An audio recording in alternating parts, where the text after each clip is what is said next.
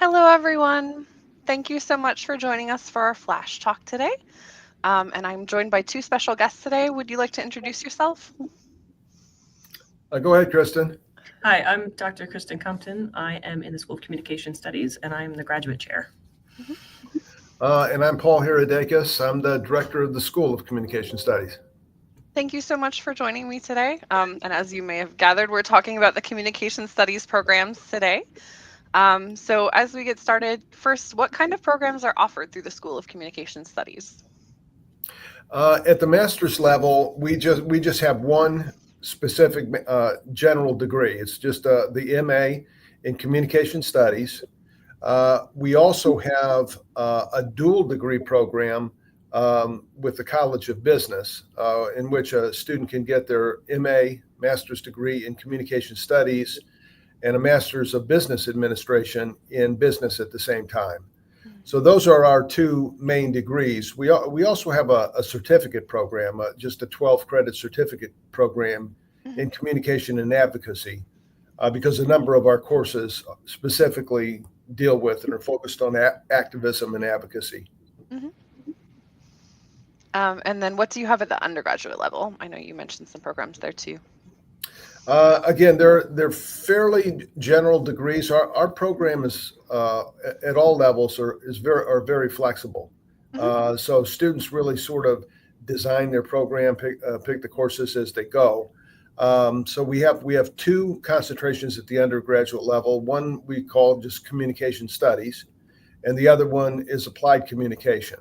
The applied communication program or concentration, it has a few more requirements. We don't have a lot of required courses.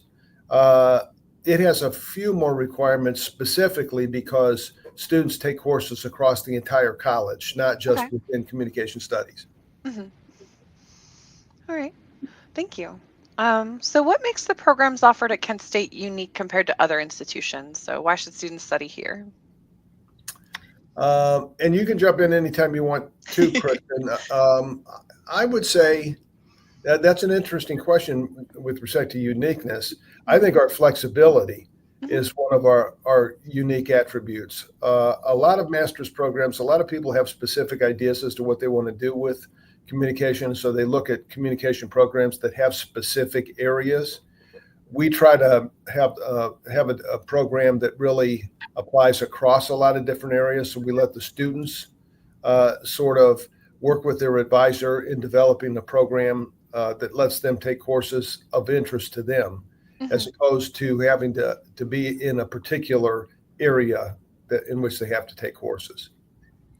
I would say the thing that sets Kent State apart, both at the undergraduate and graduate level, is our faculty. We have faculty who come from a variety of different backgrounds, expertise, do different kinds of research, engage with different methodologies, go to different conferences, and we get along incredibly well, and we work together incredibly well. And so that passes on as a giant benefit to our students who are able to work with us and sort of not only take the courses that they want to take to get the education that they are most interested in, but to have that support network behind them to go and do the things that they want to do with their degrees.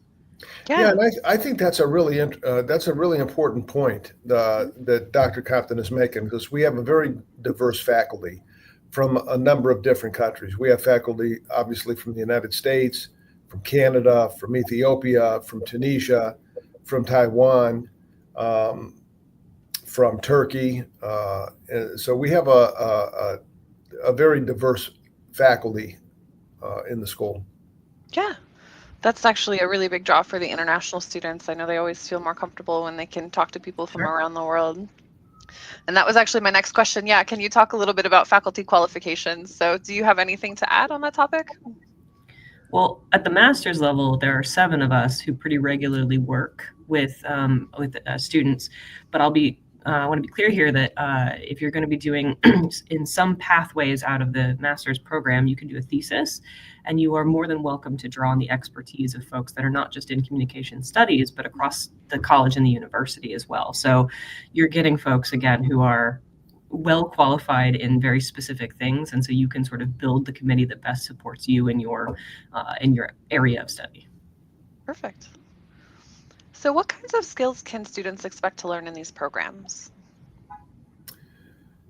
I mean, a wide array of skills. I mean, generally speaking, I mean, most employers are really looking for these communication skills, intercultural awareness, good writing skills, verbal skills. So communication is just one of those areas that basically applies to a lot of different areas. And I think that's really one of the strengths is the diversity. So when you say particular skills, those kinds of team building, research, writing skills are very important. It's one of the reasons why, for example, the College of Business wanted to work with us on a joint program because they recognize that a lot of their students get business degrees, but what sets people apart in the workplace are the communication skills. And so they really wanted their graduates coming out of their MBA program to also have the communication skills that really play a big role in people advancing. Absolutely. So are there internships available within your programs? Not well. When you say within the program, there aren't specific internships here. We have 4 capstone options. So at the end of the master's program, for example, we have this at the undergraduate degree as well. But at the master's program, for example, one of the capstone experiences, Dr. Compton mentioned doing a thesis. A lot of our students that want to go on to get PhDs will work on a thesis, which is a research project. To get those skills, those research skills, move on and go on to a PhD. Some students do a research project, which is a little bit less involved, but yet still gets them involved in research. Another for people that are coming in that don't really have a strong undergraduate background in communication, sometimes take a coursework only option where they just take coursework in the master's program. But the capstone option is the internship. And so rather than doing a thesis or a project, they can work on an internship if they're interested in going that route. We have the same thing at the undergraduate program as well. Many of our undergraduate students also do internships. They're not internships within the program, though. Those are internships that students look for themselves that meet their interest. Sometimes they'll go into internships that in an area of marketing. Other times they'll do something in event planning. Sometimes in entertainment. So they really look for the internships that meet their interests. And then they have an advisor. They have a faculty advisor that they work with as well. I know that's reassuring for a lot of our students to have some guidance throughout their programs. So that's really good to hear. I do see we have a couple of viewers joining us. So if you have any questions about the Communication Studies program, feel free to drop those in the chat. And then our guest today would be happy to answer anything you'd like to know. So what kinds of careers can students pursue with degrees in these fields? There are many different careers that folks can pursue in these fields. I have had undergraduates and graduates return to me years later and say they've gotten jobs doing coaching, which I think is very interesting. A lot of folks do consulting work. I've had folks go into healthcare and HR. Folks do, I mean, the brilliant thing about communication studies is, as Dr. Haridakis said earlier, it's a skill that everybody wants and everybody needs, regardless of what you want to do. So, our curriculum is set up in such a way that, yes, you get the learning objectives of the course. Yeah, you got to read the textbook, the articles, whatever.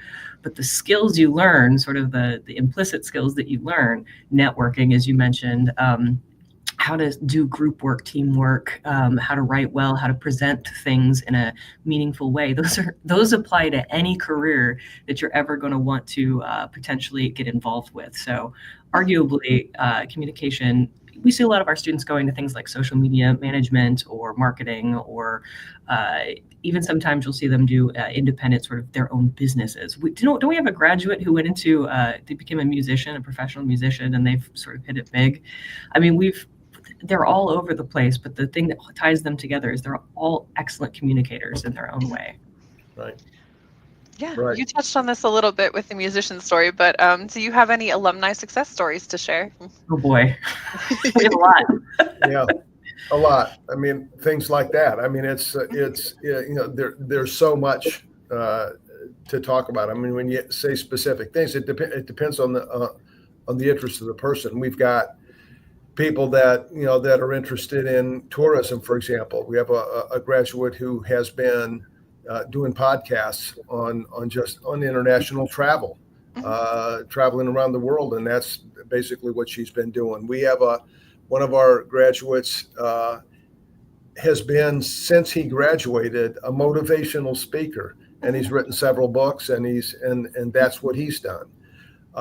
We have students that have started nonprofit programs and are working in various places in the world doing that kind of work.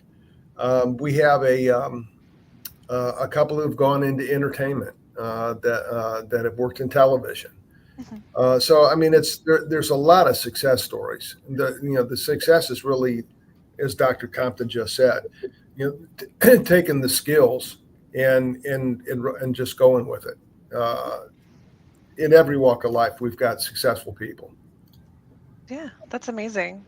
Do you typically have a lot of international students in your program?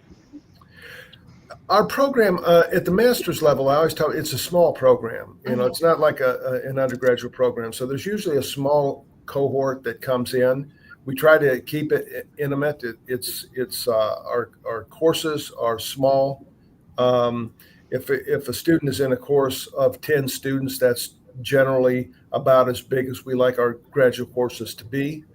And I would say of our cohort that comes in, and Dr. Compton, correct me if I'm wrong, I would say probably about half are international students. It varies year to year, but I'd say between 30 to 50% is international. Yeah. That's great to hear. A lot of our international students are always interested in funding since it's so expensive to come here. So do you have any scholarships or assistantships available through your program? Yeah, I try to be brutally honest with that. I mean, the thing about funding is that universities generally, not just Kent State, we've cut back on just the number of assistantships that the university can provide.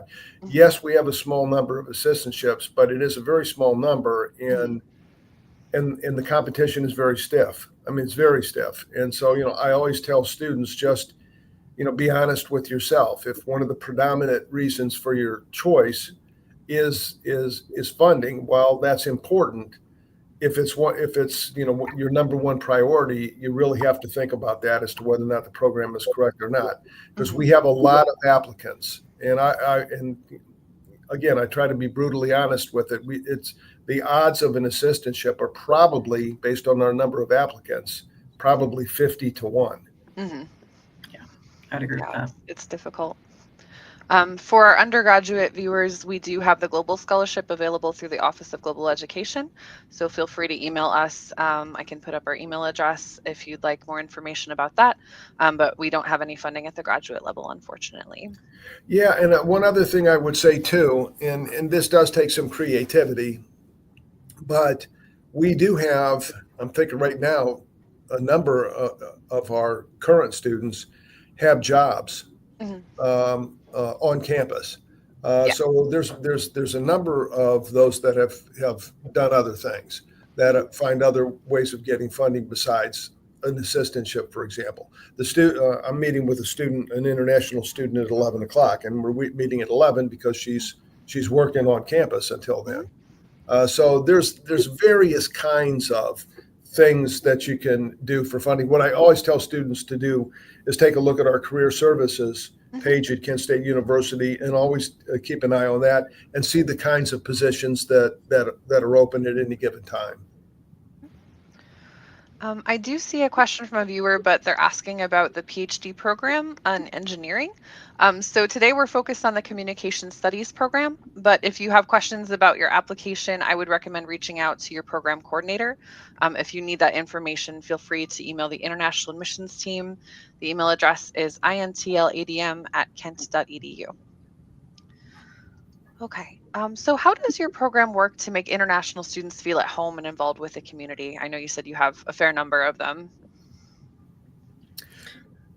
Part of that is that it's a cohort. So our students are very close with each other. I think one of the strengths of having a generalist program like we have is the fact that the students tend to take courses together, so they kind of build a camaraderie. They're going through the program together, and so they help each other, and they give each other support. We also have a couple student associations. I'll let Cristin talk about the Graduate Student Association because she's the advisor of that group. Yeah, so CGSA, the Communication Graduate Student Association, includes graduate students not only in communication studies, but also we include some doctoral students, and they collaborate pretty often with other graduate associations across the campus because there are a lot of students who want to hang out. And what's really interesting about this group is it's 50% domestic students, 50% international students. That's just how they naturally organized.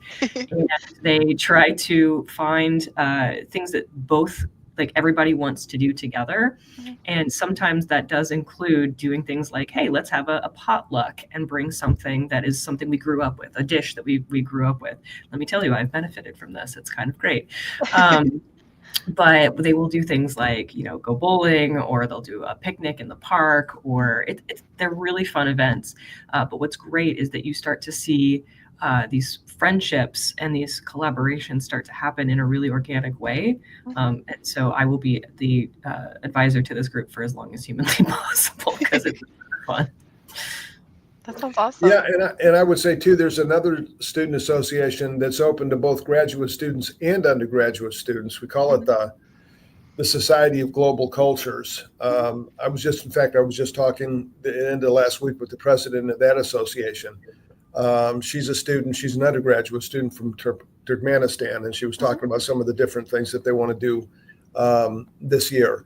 So that's another association that student association, a student group that sometimes puts on various kinds of intercultural kinds of programs and get together with each other. Yeah. Student organizations are definitely a big strength at Kent State, and it's definitely one of the best ways for international students to get involved really quickly. So that's great. Yep. Do you have any tips or advice for international students who plan to apply to your programs? Apply early. That's always a good tip. Apply early. There are always extra hurdles for international students. It's just the nature of the beast. And at the master's level, I can say, we'd love to put you into, like, Dr. Haridakis was saying earlier, that assistantships are really competitive. The sooner you get your application in and started, the sooner we see your documents, the sooner we're able to evaluate that application and put you sort of in the running for those assistantships. So start as quickly as you can. If you have questions, reach out as early as you can. We'd be happy to help you or answer any of your questions. Perfect. Yeah, and I would say another good thing about starting early is, if possible, to sort of arrive early if you can, and to really try to immerse yourself a little bit in the culture. It's kind of interesting, I think, for international students. The United States is a huge country area-wise, and there's from rural to urban to big city to small city. So there's a lot to take advantage of. 50% of the population of North America is within 500 miles of Kent. Wow. But this is not a big metropolis. It's a university town, so it's interesting to be close to places, but it's also a safe place to be. And so you just want to be comfortable, I think, when you come, and to focus on being comfortable in your studies as opposed to in a place where you have to learn a lot about getting by. Yeah, safety is always a major concern for our international students, so I'm very happy to report that Kent is very, very safe. It's a very good area, but you still have access to the major cities if you'd like to go there. That's most of the questions I had today. Did you have any final thoughts before we wrap up? No, not for me. Just if anybody's interested, or anybody, you can always reach out to either me or Dr. Compton. We're usually available. I'm always here. I'm here more than I should be. So feel free to reach out at any time. Yeah, there's the website and the email address. And as mentioned, you can always reach out to the international admissions team as well. We're happy to connect you. Yep. Thank you so much for joining me today, and I hope everyone enjoyed our flash talk. Have a great day. Bye. Take care. Thanks.